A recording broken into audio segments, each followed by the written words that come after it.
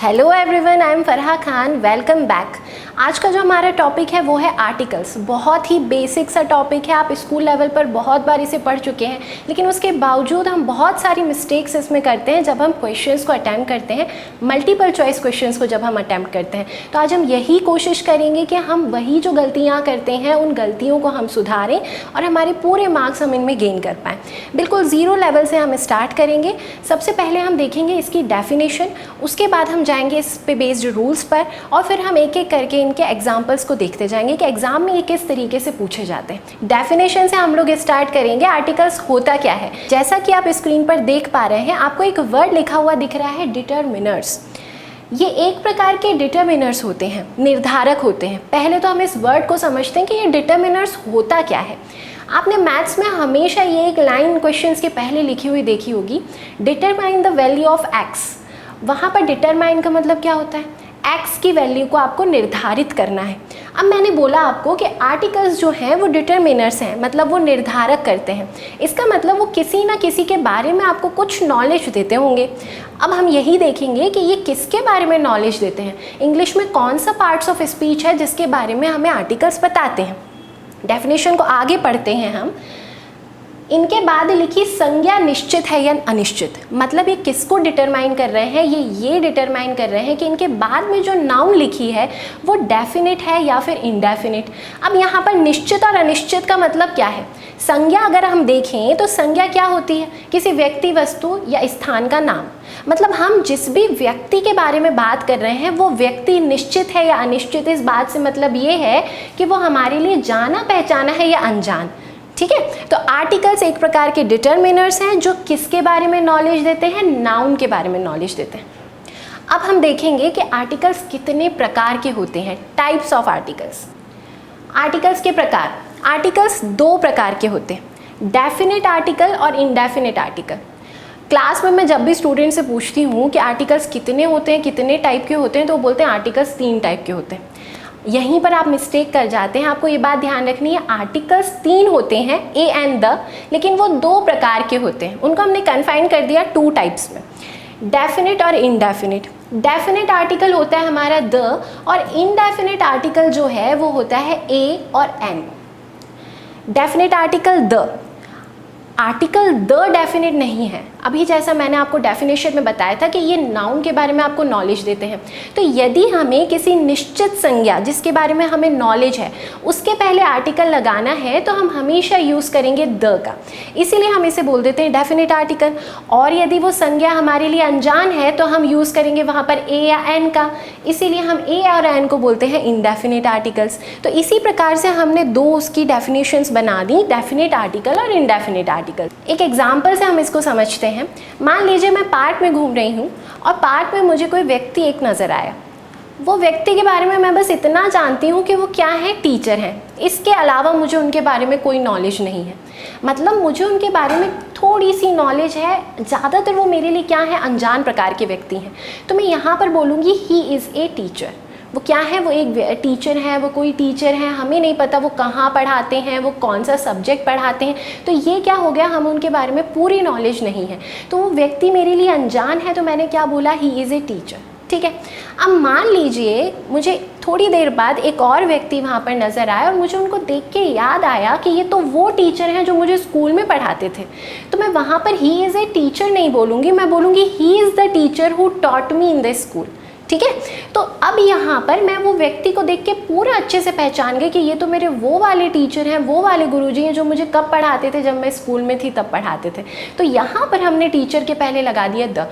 अब देखिए नाउन एक ही थी, टीचर नाउन पहले सेंटेंस में भी था और दूसरे सेंटेंस में भी हमने टीचर नाउन लिया, लेकिन हमने उसके यूसेज के अकॉर्डिंग, सेंटेंस के मीनिंग के अकॉर्डिंग पहले में हमने ए लगाया क्योंकि हमारे लिए अनजान था, और दूसरे में हमने द लगाया। इतनी बेसिक सी चीज़ है आर्टिकल, और इतना बेसिक सा नॉलेज देता है ये नाउन के बारे में। तो यही डेफिनेशन आप स्क्रीन पर लिखी हुई देख पा रहे हैं। आर्टिकल द किसी निश्चित संज्ञा के पहले प्रयोग किया जाता है और आर्टिकल ए और एन किसी अनिश्चित संज्ञा के पहले प्रयोग करते हैं। आपको ये दोनों वर्ड्स को बहुत ध्यान में रखना है, निश्चित संज्ञा और अनिश्चित संज्ञा। यहाँ पर निश्चित और अनिश्चित का मतलब है जाना पहचाना और अनजान। अब आगे बढ़ने से पहले हम ये देखेंगे कि कहाँ पर हम ए का यूज़ करते हैं, कहाँ पर हम एन का यूज़ करते हैं। द और ए एन में भी हम डिफ्रेंशिएट करेंगे, लेकिन सबसे पहले हम ये डिफ्रेंशिएशन देख लेते हैं कि ए और एन में क्या डिफरेंस है। टीचर के पहले मैंने ए लगाया था, मान लीजिए मुझे एक अम्ब्रेला दिखा होता तो मैं क्या लगाती, वहाँ पर an umbrella, there is an umbrella on the bench, वहाँ पर मैं अम्ब्रेला के पहले एन का यूज़ करती। दोनों ही अनिश्चित हैं, तो हमें ए भी लगाना है, एन भी लगाना है। कहाँ हमें ए लगाना है, कहाँ एन लगाना है, इसे हम समझेंगे।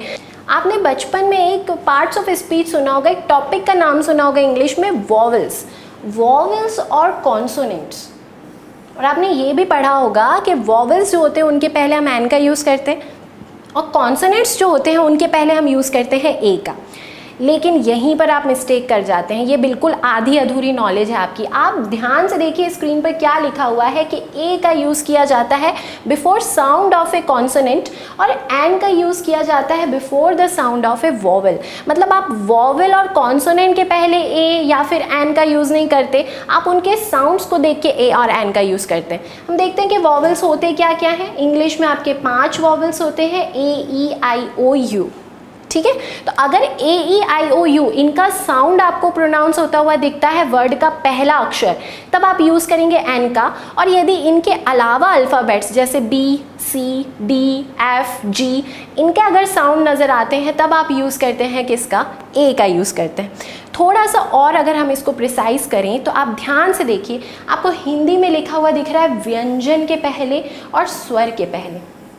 अब जब भी मैं क्लास में ये पढ़ाती हूँ तो स्टूडेंट्स के दिमाग में एक सवाल आता है कि मैडम साउंड की ही तो दिक्कत होती है, इंग्लिश में साउंड ही तो सबसे ज़्यादा कंफ्यूज करते हैं। जैसे आपने देखा होगा सी एच जो शब्द है, जो लेटर्स हैं, वो कभी श का साउंड दे देते हैं, कभी वो च का साउंड देते हैं। कैरेक्टर की स्पेलिंग में सी एच क का साउंड भी दे देते हैं। तो इंग्लिश में सबसे ज़्यादा कंफ्यूज करते हैं ये साउंड्स ही। अगर ये सिंपल इतना सा होता कि वॉवेल्स के पहले यूज़ होते हैं तो कितनी आसानी से हमारे क्वेश्चंस बन जाते। लेकिन कॉम्प्लिकेशन कब आ गया, जब वहाँ पे साउंड हमें देखना पड़ गया। लेकिन हमारी जो हिंदी की वर्णमाला है वो बहुत अच्छे से डिवाइड की गई है। अगर आप हिंदी के अकॉर्डिंग साउंड्स को देखेंगे तो आप कभी भी कन्फ्यूज़ नहीं होंगे। इंग्लिश के अकॉर्डिंग में बहुत कन्फ्यूजन होता है, तो इसीलिए यहाँ पर हमने उसको डिफ्रेंशिएट करने के लिए हिंदी के अकॉर्डिंग उसको डिवाइड किया। जब भी आपको व्यंजन का साउंड समझ में आए, व्यंजन कहाँ से कहाँ तक होते हैं वर्णमाला में, क से ज्ञ तक, तब आप यूज़ कर लेंगे ए का। और जब भी आपको स्वर का साउंड आए, स्वर कहाँ से कहाँ तक होते हैं, अ से अह तक, तब आप हमेशा यूज़ करेंगे एन का। तो आप इंग्लिश को भूल जाइए कि वॉवेल्स का साउंड देखना है, कॉन्सोनेंट का साउंड देखना। आप बस ये ध्यान रखिए कि वर्णमाला को हमने 2 पार्ट्स में डिवाइड कर दिया। स्टार्टिंग में अ से अह तक हमको लगाना है एन और क से ज्ञ तक हमें लगाना है ए। अगर इस तरीके से आप क्वेश्चंस अटेम्प्ट करेंगे तो कभी आपकी गलती नहीं होगी। अब कुछ एग्जाम्पल से और समझ लेते हैं ताकि हमें बहुत अच्छे से ये बात समझ में आ जाए जो अभी हमने देखी थी। मैंने अभी आपको बोला था कि आपको अ से लेके अह तक आपके स्वर होते हैं, इनके पहले आपको यूज़ करना है एन। और क से ज्ञ तक आपके सारे व्यंजन होते हैं, इनके पहले आपको यूज़ करना है ए। अब हम देखते हैं कि ये अप्लाई कैसे किया जाता है। एग्जाम्पल के तौर पर आपको फर्स्ट एग्जाम्पल लिखा हुआ दिख रहा है एप्पल। जब आप इसको प्रोनाउंस करते हैं तो आप पहला अक्षर क्या बोलते हैं, आप बोलते हैं ए। एंट में भी आप पहला अक्षर क्या बोल रहे हैं, ए। एलिफेंट में भी बोल रहे हैं ए। ये सारे वर्ड्स, ये जो वर्ड्स आपको दिख रहे हैं, पहला अक्षर जो आपको दिख रहा है ए, ये किसके बीच में आता है, ये इस वाली कैटेगरी में आता है, अ से अह के पहले, अ से अह के बीच में। तो हमने इन सब के पहले देखिए कौन से आर्टिकल का यूज़ किया, एन का यूज़ किया। सेकेंड वाले में आप देखेंगे एग लिखा हुआ दिख रहा है, इंक पॉट लिखा हुआ दिख रहा है, छोटा ई। आइसक्रीम बोलने में हमने सबसे पहले प्रोनाउंस किया आइसक्रीम, तो हमें पहला अक्षर सुनाई दिया आ। ये तीनों भी किसके बीच में आते हैं, अ से अह के बीच में। इनके पहले भी देखिए आपने किसका यूज़ किया, एन का यूज़ किया। थर्ड कैटेगरी देखिए, ईव लिखा हुआ है, बड़ी ई। ईयर, इसको हम हावर नहीं पढ़ते, हवर नहीं पढ़ते, एच जो है वो साइलेंट रहता है और इसको प्रोनाउंस किया जाता है आर। तो हमने पहला जो वर्ण बोला वो क्या बोला, आ। ये भी कहाँ आते हैं, अ से अह के बीच में आते हैं। तो यहाँ भी हमने किसका यूज़ किया है, एन का यूज़ किया है। लास्ट कैटेगरी आप देखिए, आउल, पहला अक्षर आपने बोला आ, ओवन, ओ, और अम्ब्रेला। इसको युम्ब्रेला नहीं पढ़ते, इसको हम पढ़ते हैं अम्ब्रेला। तो आपने अम्ब्रेला किसके बीच में आ रहा है, अ से अह के बीच में आ रहा है। आपको क्या देखना है, आपको फर्स्ट वर्ड का जो साउंड है वो देखना है। यदि आप ये आर में पहला अक्षर देखते हो, उसका साउंड नहीं देखते तो यहीं पर आपकी मिस्टेक हो जाती है। आप एच तो वॉवल्स में नहीं आता था, वॉवल्स में तो ए ई आई ओ यू था, तो आप यहीं पर मिस्टेक कर देते कि आप ए लगा देते और वहीं आपका एक मार्क कट हो जाता। तो ध्यान रखिएगा कि आपको अक्षर नहीं देखना है, आपको उसका साउंड देखना है कि आप बोलने में उसको प्रोनाउंस क्या कर रहे हैं। अब हम ए के एग्जाम्पल्स भी कुछ देखेंगे। देखिए, पहला एग्जाम्पल आपको लिखा हुआ दिख रहा है यूनियन, यूनियन। दूसरा है यूनिवर्सिटी, तीसरा है होर्स। अब यहाँ पे हम एच को साइलेंट नहीं कर रहे हैं, हम यहाँ पर उसको पूरा प्रोनाउंस कर रहे हैं। अब य और ह ये किस कैटेगरी में आ रहे हैं, क से य के बीच में आते हैं हिंदी के अकॉर्डिंग, तो हमें इनके पहले क्या लगाना पड़ेगा, ए लगाना पड़ेगा। यहाँ पर देखिए वन ओ लिखा हुआ है वो vowel A E I O you वाला ओ है, लेकिन हम इसे ओ नहीं बोलते, हम इसे क्या बोलते हैं यहाँ पे, वन आइड मैन, तो हम इसको व प्रोनाउंस करेंगे। फिर से वो कहाँ आया, क से य के बीच में, तो आपने बिना सोचे समझे वहाँ पर लगा दिया ए। यहाँ देखिए यू लिखा हुआ है, इसको प्रोनाउंस किया जाता है यू। अभी इसकी पहले वाली स्लाइड में आपने एक वर्ड देखा था ईव, ये ईव अलग वर्ड है और ये यू अलग वर्ड है, दोनों का मीनिंग भी बहुत अलग है। ये मादा भेड़ को बोला जाता है, फीमेल शीप को, और ये जो ईव है ये पूर्व संध्या को बोला जाता है। तो पूर्व संध्या या पिछली शाम को आप बोलते हैं ईव। किसी कार्यक्रम, किसी समारोह की जो पहले की शाम होती है, जनरली उसके लिए यूज़ किया जाता है। इसे हमने प्रोनाउंस किया था ईव, यहाँ पर हमने क्या लगाया था एन, और इसे हम प्रोनाउंस कर रहे हैं यू, तो इसके पहले हमने लगाया ए। ई को देख के नहीं लगाना है, आपको प्रोनाउंसिएशन देख के लगाना है। यहाँ पर सबसे ज़्यादा मिस्टेक्स करते हैं स्टूडेंट्स, इसको पढ़ते हैं ज़्यादातर स्टूडेंट्स ईयर, लेकिन ये बिल्कुल गलत उच्चारण है। इसको आपको ईयर नहीं पढ़ना है। आपको पहला अक्षर क्या लिखा हुआ दिख रहा है, पहला अक्षर है यहाँ पर वाई। वाई हमेशा साउंड देता है य का। जैसे फॉर एग्जांपल आप यूथ की स्पेलिंग देखें तो यूथ की स्पेलिंग में वाई पहले लिखा हुआ है, य पढ़ते हैं आप इसे। यंग मैन बोलें तो वहाँ पे भी वाई पहले आता है, तो वाई हमेशा साउंड देता है य का, तो इसे आपको ईयर नहीं पढ़ना है, इसको आप पढ़ते हैं यर। लेकिन हमारा प्रोनाउंसिएशन गलत होने की वजह से हमें लगता है कि कोई ईयर बोल रहा है। मैं कुछ और एग्जांपल्स भी आपको दूं, जैसे एक एग्जांपल मैं दे रही हूँ स्कूल।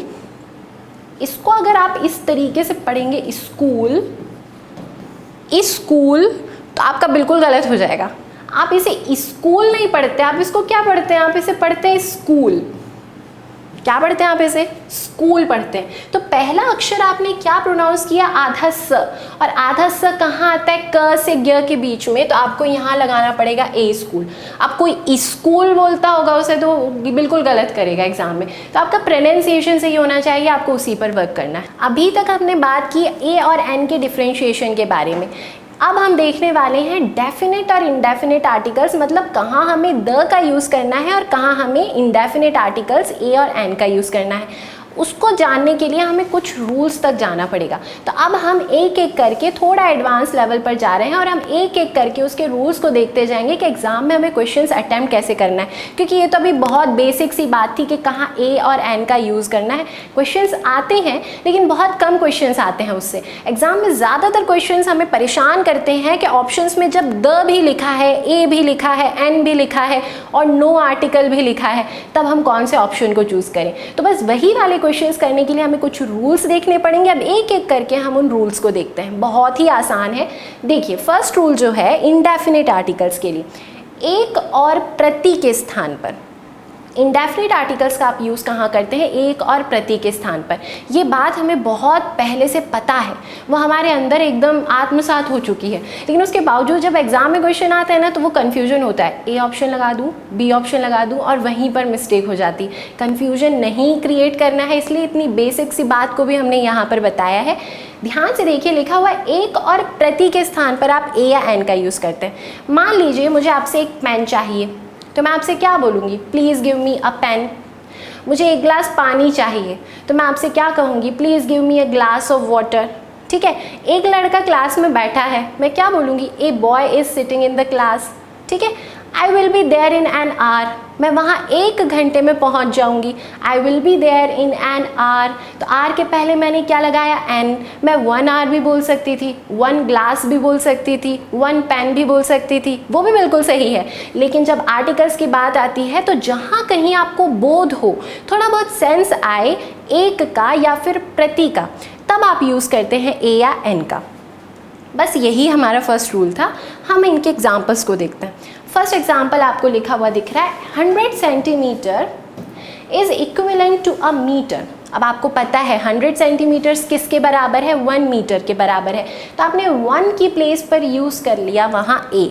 अब यहाँ पर एन क्यों नहीं लगाया भाई, यहाँ पर एन इसलिए नहीं लगाया क्योंकि हमने पहला अक्षर क्या बोला था, म बोला था, मीटर, तो आप एन नहीं लगा सकते थे। आपको इंडेफिनिट आर्टिकल तो यूज़ करना है, लेकिन फिर भी आपको देखना है साउंड के अकॉर्डिंग।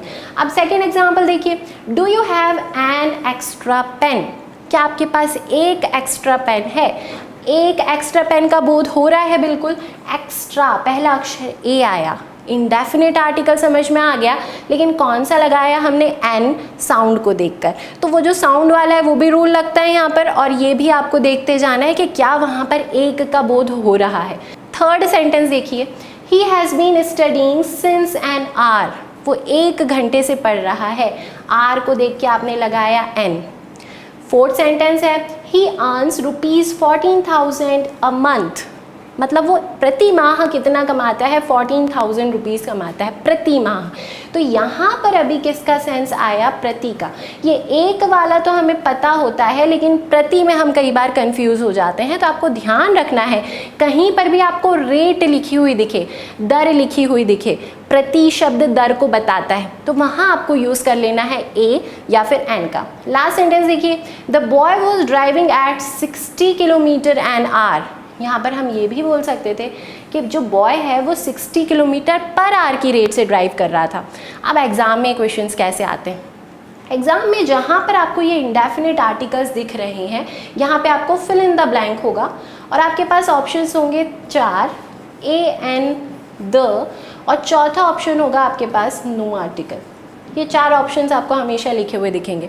आपको एग्जाम में बस इतना सा करना है कि आपको जहाँ पर फिल इन द ब्लैंक है वहाँ पर एक का बोध करा के देखना है। अगर वहाँ पर थोड़ा सा भी सेंस आ रहा है एक या फिर प्रति का, तो आप बिना सोचे समझे बाकी सारे ऑप्शंस को एलिमिनेट कर देंगे। आप 2 ऑप्शंस में से चेक करना स्टार्ट करेंगे, फिर ए या फिर एन। फिर आप ए और एन में से कैसे डिफ्रेंशिएट करेंगे, साउंड को देख के डिफ्रेंशिएट करेंगे। तो एलिमिनेशन मेथड से आप इन क्वेश्चंस को और ज़्यादा अच्छे से करते जाते हैं। और थोड़े से एग्जाम्पल देखते हैं हम लोग। आप देखिए, his house is just ½ kilometre from here, उसका घर यहाँ से आधा 1 किलोमीटर दूर है। हम क्या बोलेंगे, आधा 1 किलोमीटर। ब्लैंक की प्लेस पर आपको किसका सेंस आया, एक का, तो आप क्या लगाएंगे यहाँ पर ए। नेक्स्ट सेंटेंस पे देखिए ज़रा, please give me a glass of water. Exam में यहीं पर आपको ब्लैंक लिखा हुआ दिखेगा। अब थोड़ा थोड़ा आपको साथ में उसके ट्रांसलेट करते जाना है। कृपया 2 ग्लास पानी। ग्लास लिखा है या ग्लासेस लिखा है, ग्लास लिखा है, मतलब ऑब्वियसली 1 ग्लास पानी मांगा होगा। हम क्या बोलेंगे, 1 ग्लास।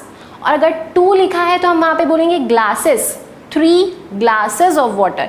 तो ग्लासेस नहीं है यहाँ पर, क्या लिखा है, ग्लास। तो आप क्या मांग रहे हैं, 1 ग्लास। तो आपने 1 की प्लेस पर किसको यूज़ कर लिया, ए। बस इसी तरीके से आपको थोड़ा थोड़ा सेंस लगाना है। लास्ट सेंटेंस देखिए, a one eyed man is standing downstairs, मतलब नीचे कौन खड़ा है, एक आंख का व्यक्ति खड़ा है। वन आइड मैन, फिर से देखिए यहाँ पर MAN मैन लिखा है, MEN मैन नहीं लिखा है। ये वाला जो मैन है ये क्या है, प्लूरल है। ये जो मैन है ये है सिंगुलर, तो आप ज़रूर इसके पहले 1 लगाएंगे। यदि आपको मैन लिखना है तो आप इसके बाद पहले फिर कोई दूसरी संख्या लिखेंगे, 2, 3, 4, 5, 100। तो यहाँ पर मैन नहीं लिखा है, यहाँ पर हमने क्या लिखा था, मैन।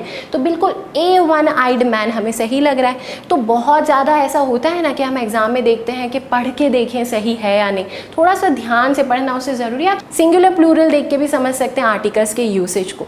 जहाँ एक का बोध हो वहाँ पर लगाना है AN। तो ये जो फर्स्ट रूल था आपका वो बस इतना सा बताता है हमें कि जहाँ कहीं भी हमें एक और प्रति का सेंस आएगा वहाँ हम यूज़ कर लेंगे A या N का। अब चलते हैं हम हमारे सेकेंड रूल पर।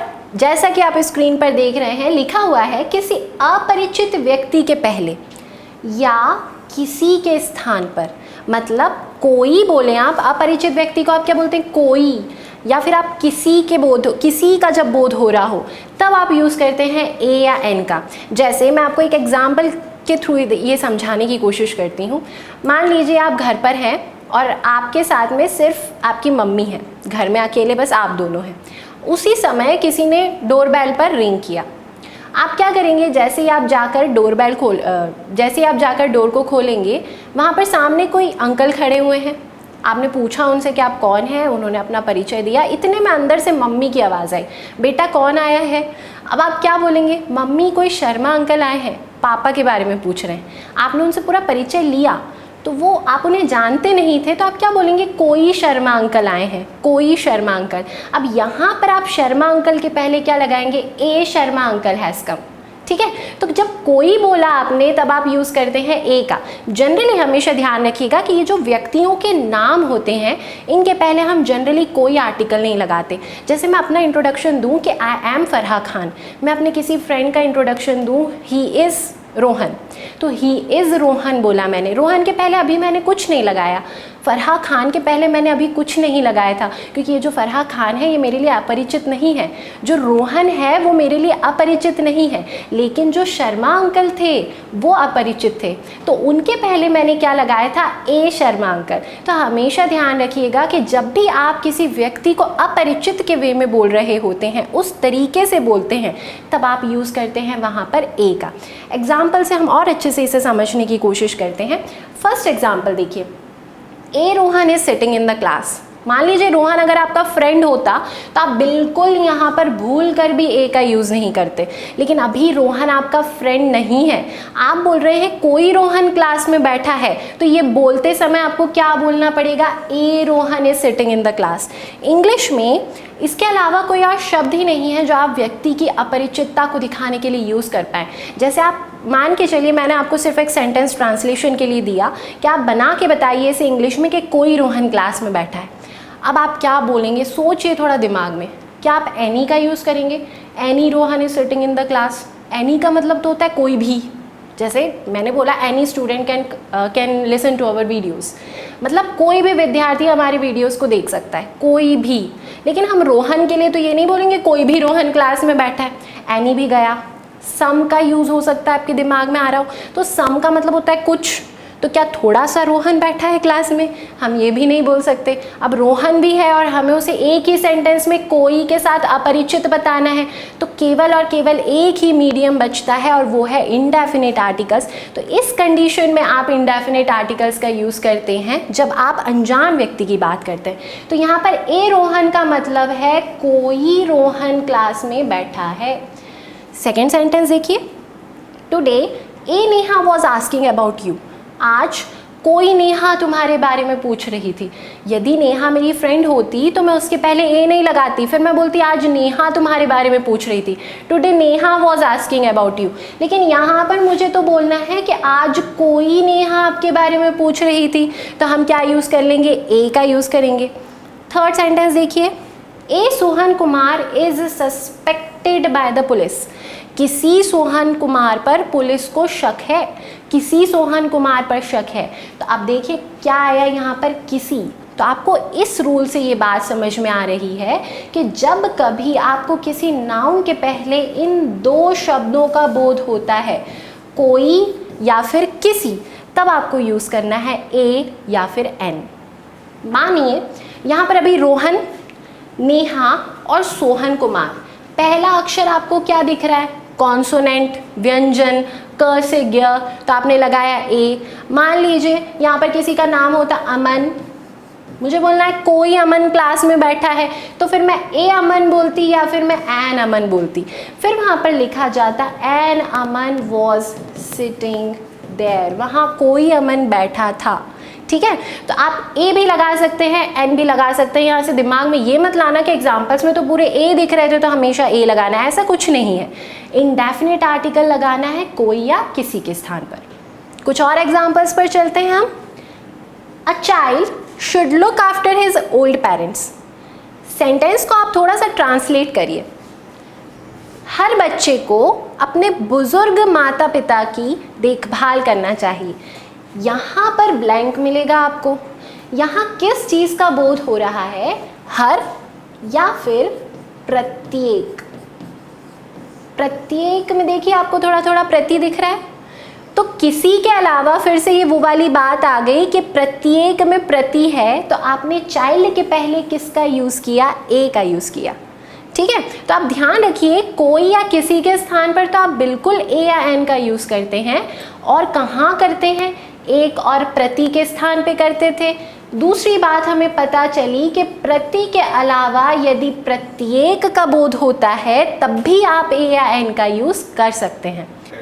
एक और एग्जाम्पल से हम इसे समझते हैं। A person who works hard can never fail.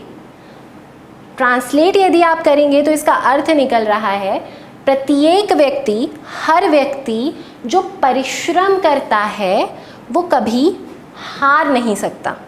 प्रत्येक व्यक्ति जो परिश्रम करता है वो कभी हार नहीं सकता।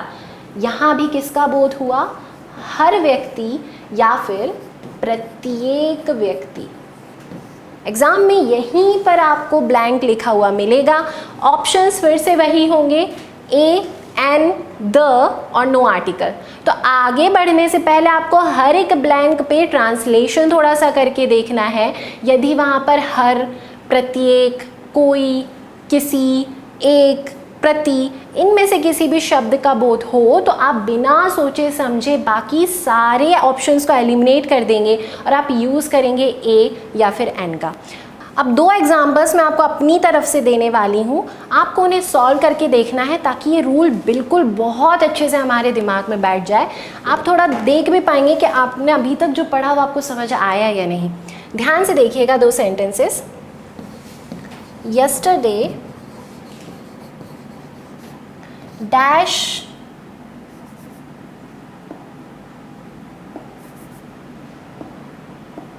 अंकिता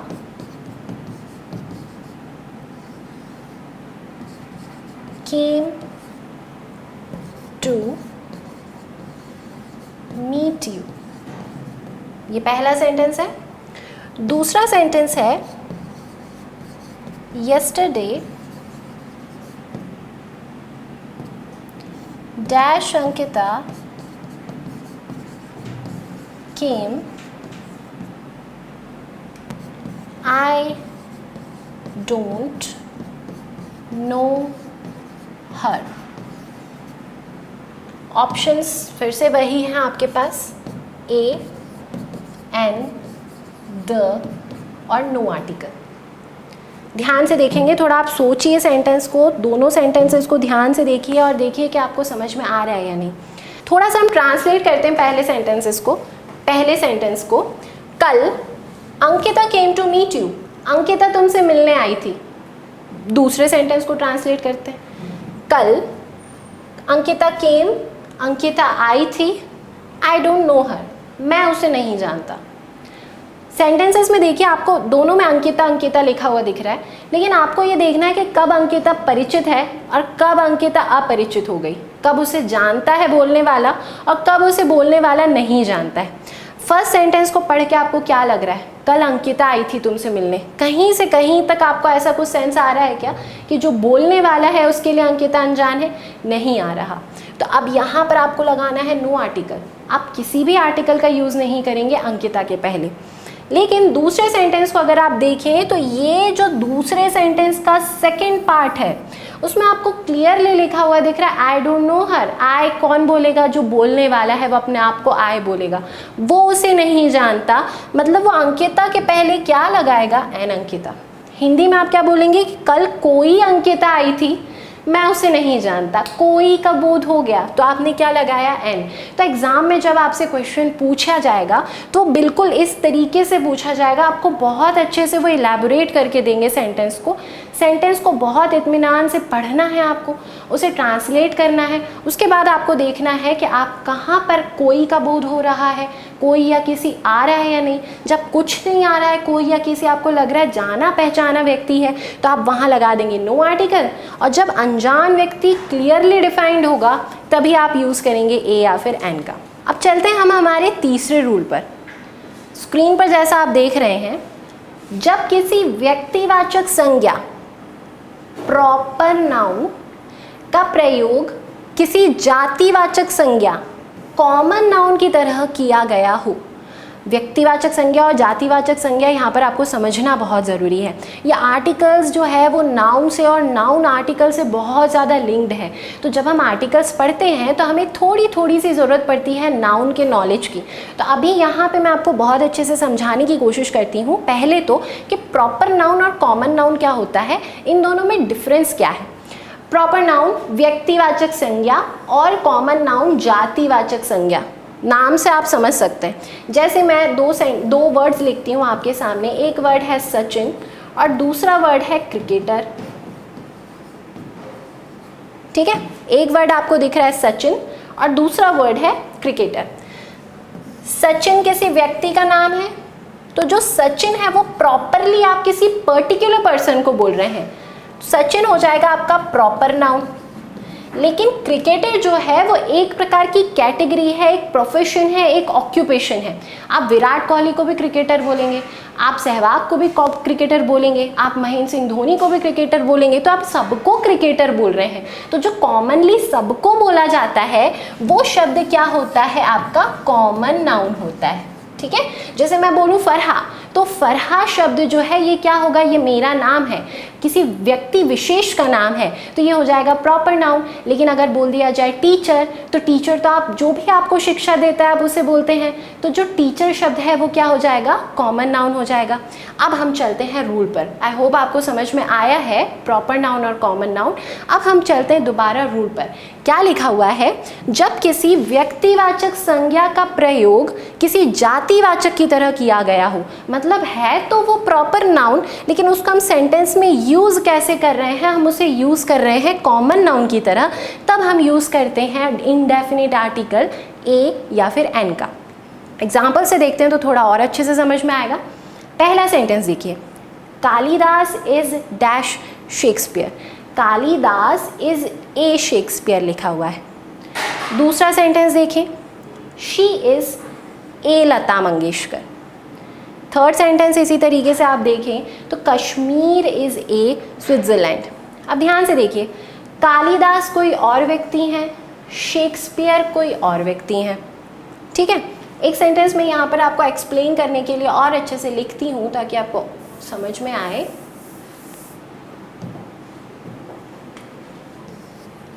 सेंटेंस है, कालिदास इज डैश पोइट।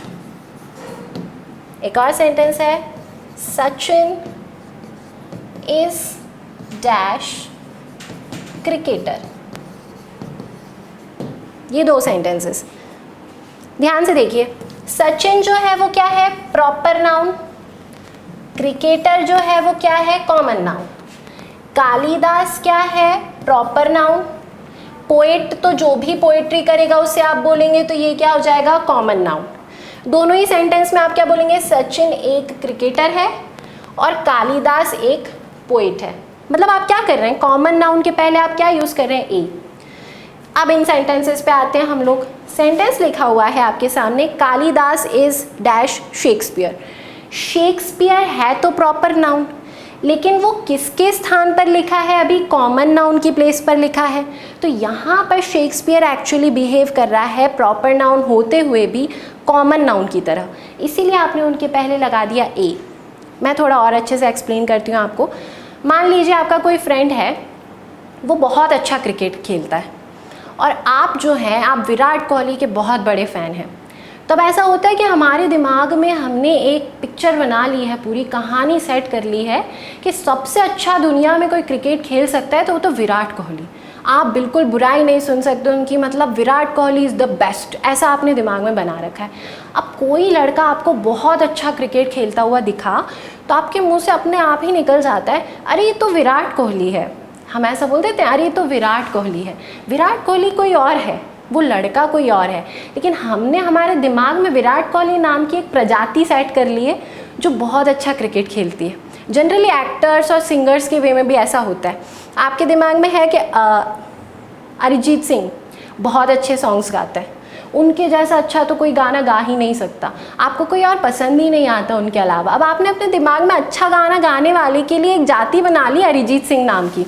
कोई भी लड़का आपको अच्छा गाना गाता दिखेगा, बहुत अच्छा, एवरेज से ज़्यादा अच्छा, तो आप क्या बोलेंगे, अरे ये तो अरिजीत सिंह है। हम ऐसा बोल देते हैं, अरिजीत सिंह तो कोई और है। लेकिन हमने क्या किया, अरिजीत सिंह को कॉमन नाउन की तरह हम बिहेव कर रहे हैं। अच्छा गाना गाने वाले की जाति है अरिजीत सिंह। तो आप यहाँ पर शेक्सपियर है, ये क्रिकेटर है, आपने सचिन को कैसे बिहेव किया, आपने विराट कोहली को कैसे बिहेव करवा रहे हैं आप एक कॉमन नाउन की तरह। अब मान लीजिए, अब सेंटेंस को थोड़ा सा और देखते हैं हम। कालिदास जो है वो भी एक पोइट है, शेक्सपियर भी एक पोइट है। अब कोई बहुत बड़ा फ़ैन है शेक्सपियर का, उसको लगता है कि शेक्सपियर जैसी अच्छी कहानियाँ तो कोई, इतने अच्छे एडवांस लेवल की कहानियाँ, उतनी डीप जो पोएम्स हैं वो कोई और नहीं लिख सकता। लेकिन उसने एक बार कालिदास जी की पोएम्स को पढ़ लिया, उसे लगा कि अरे भाई ये भी उनके टक्कर के व्यक्ति हैं, तो वो क्या बोलेगा, अरे ये तो शेक्सपियर है, कालिदास जो है ये तो क्या है, एक शेक्सपियर है। तो यहाँ पर हम कालिदास जो शेक्सपियर है उस शब्द को कैसे बिहेव करवा रहे हैं, कॉमन नाउन की तरह। कल से मान लीजिए आपने तुलसीदास जी की पोएम्स पढ़ी, आपको वो भी बहुत अच्छी लगी, तो आप उन्हें भी क्या बोल देंगे, शेक्सपियर बोल देंगे। कल से आपको कोई बगल में रहने वाले लड़के की पोएम्स बहुत अच्छी लगी, तो आप उन्हें भी क्या बोल देंगे, शेक्सपियर बोल देंगे। जैसे हमारे इंडिया में गालिब का बहुत बड़ा चलता है, बहुत फ़ैन क्लब है गालिब का। हम बोले तो कोई भी अच्छी पोइट्री करता है हम क्या बोलते हैं, वो गालिब साहब आ गए, वो तो गालिब है। तो हम गालिब को कैसे बिहेव करवा रहे हैं, अच्छी पोइट्री करने वाले के लिए बिहेव करवा रहे हैं। तो वही काम यहाँ पर शेक्सपियर का था। तो जब भी आपको इस तरीके के सेंटेंसेस लिखे हुए दिखें, जैसे सेकंड सेंटेंस को हम देखें, she is a Lata Mangeshkar, ये एक्चुअल लता मंगेशकर की बात नहीं है, ये किसी और लड़की की बात हो रही है जो बहुत अच्छा गाना गाती है। तो हमने लता मंगेशकर के पहले क्या यूज़ किया, ए का। ऐसे ही कश्मीर एक दूसरी प्लेस है और स्विट्ज़रलैंड जो है वो एक दूसरी प्लेस है, दोनों बिल्कुल इंडिपेंडेंट प्लेसेस हैं। लेकिन जो कोई स्विट्ज़रलैंड का फ़ैन है जो जाना चाहता है वहाँ, वो एक बार अगर कश्मीर घूम जाए, कश्मीर आके घूम आए, तो उसे लग रहा है कश्मीर भी बहुत ज़्यादा खूबसूरत प्लेस है, वो तो स्विट्ज़रलैंड जैसी है। तो कश्मीर, स्विट्ज़रलैंड जो है उसको हमने कैसे बिहेव करवा लिया यहाँ पर, एक कॉमन नाउन, बहुत सुंदर हेवन जैसी प्लेस को हमने स्विट्ज़रलैंड नाम दे दिया। तो स्विट्ज़रलैंड के पहले हमने किसका यूज़ किया, ए का। तो हमेशा आप ये ध्यान रखिएगा कि जब भी सेंटेंस में कोई प्रॉपर नाउन किसी कॉमन नाउन की तरह यदि बिहेव करता है, तब हम उसके पहले लगा देते हैं ए या एन। लेकिन इसका एक एक्सेप्शन केस भी है, आपको नोट एक नीचे लिखा हुआ दिख रहा है, परंतु जब स्थान निर्धारित हो तब हम द का प्रयोग करेंगे। अब स्थान निर्धारित कैसे होगा, ध्यान से देखिए। यदि मैं यहाँ पर लिख दूँ Kalidas is dash Shakespeare of India, अब मैंने स्थान निर्धारित कर दिया, मैंने बोल दिया इंडिया में कोई शेक्सपियर है तो वो कालिदास है। आपने जाति तो बनाई लेकिन उसको उतना कॉमन नहीं होने दिया, आपने उन्हें पर्टिकुलर एरिया में कन्फाइन कर दिया। तो आप लगा देंगे the, Kalidas is the Shakespeare of India. अभी हमने एक एग्जाम्पल दिखाया था विराट कोहली का, वो तो बहुत अच्छा क्रिकेट खेलता है, तो वो कौन है, विराट कोहली है, वो तो विराट कोहली है। यहाँ पर हम लगाएंगे a, he is a Virat Kohli. लेकिन मैं बोलूँ वो तो हमारे स्कूल का विराट कोहली है, तो यहाँ लग जाएगा he is the Virat Kohli of our school. आई बात समझ में। तो जब आपको स्थान लिखा हुआ दिखेगा तब आपको द लगाना है। कुछ एग्जाम्पल्स हम देखते हैं इसके, देखिए वही एग्जाम्पल्स आपको लिखे हुए दिख रहे हैं। Kalidas is the Shakespeare of India, स्थान निर्धारित हो गया। She is the Lata Mangeshkar of our school, फिर से स्थान निर्धारित है, अवर school. Kashmir is the Switzerland of India, मतलब फिर इंडिया में आप किसी और प्लेस को स्विट्ज़रलैंड नहीं बोलेंगे, कुछ और भले ही बोल दें। तो अब आपने स्थान को कन्फाइंड कर दिया है, एरिया को आपने कन्फाइन कर दिया है, तब आप यूज़ करेंगे द का। आप बस सिंपली ऐसे ध्यान रख सकते हैं, जब पीछे स्थान का नाम होता है तो द आ जाता है, और जब स्थान नहीं होता है तो वहीं क्या आ जाता है, ए आ जाता है, जब हम कंपैरिजन कर रहे होते हैं तब। अभी तक हमने देखे इंडेफिनिट आर्टिकल्स, ए और एन के रूल्स, उनके यूसेज कैसे होते हैं, एग्जाम में क्वेश्चंस कैसे पूछे जाते हैं। तो हमने ए और एन जो है उसको पूरा लगभग कवर कर दिया है। अब हम डिफ्रेंशिएट करने वाले हैं कि कहाँ पर हम द का यूज़ करेंगे। अब हम ए और एन नहीं लगाएंगे, ना तो नो आर्टिकल लगाना है ना ए एन लगाना है। अब हम देखेंगे कि कहाँ कहाँ पर डेफिनेट आर्टिकल द का यूज़ होता है। चलते हैं हम फर्स्ट रूल पर। पहला रूल, जब हम किसी विशेष संज्ञा को दर्शाते हैं। हम स्टार्टिंग से बात कर रहे हैं कि डेफिनेट शब्द का मतलब क्या, निश्चित।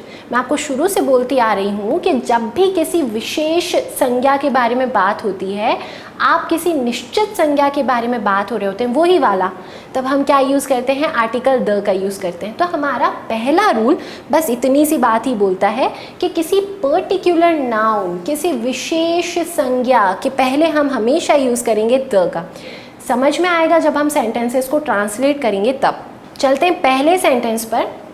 The book I bought yesterday is kept there. Sentence को एग्जाम में जब आपके क्वेश्चन आएगा तो यहाँ पर आपको फिल इन द ब्लैंक लिखा हुआ दिखेगा। सेंटेंस में यहाँ पर ब्लैंक है, आपको पूरा सेंटेंस ये लिखा हुआ दिख रहा है, book I bought yesterday is kept there. अब आप थोड़ा उसको ट्रांसलेट करके देखें। बुक मैं कल लाई थी, वो मैंने वहाँ रखी है। अब आप क्या बोलेंगे, कोई बुक जो मैं कल लाई थी वो मैंने वहाँ रखी है, या वो किताब जो मैं कल लाई थी वो मैंने वहाँ रखी है।